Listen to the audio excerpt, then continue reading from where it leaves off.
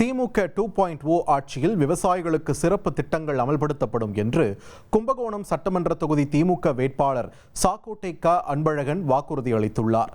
திமுக வேட்பாளர் சாக்கோட்டை க. அன்பழகன் பழைய பேருந்து நிலையம் மற்றும் வானாதுறை வடக்கு வீதி உள்ளிட்ட பகுதிகளில் தீவிர வாக்கு சேகரிப்பில் ஈடுபட்டார்.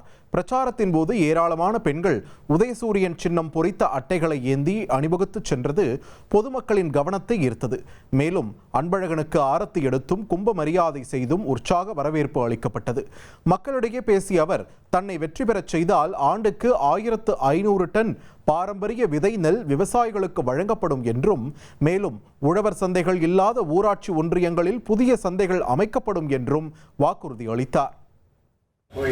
மொட்டை கோபுரத்தை 5 நிலை கோபுரமாக மாற்றி ராஜகோபுரமாக வழங்குவதற்கு ஆணை பிறப்பித்தார்.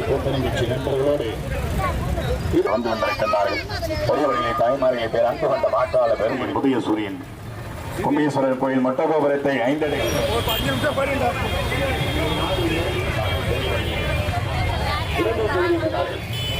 புதிய சூரியன்.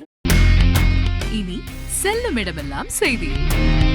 தந்தி டிவியின் வாட்ஸ்அப் சேனலை ஃபாலோ பண்ணினா செல்லருக்கும் இடமெல்லாம் செய்தி.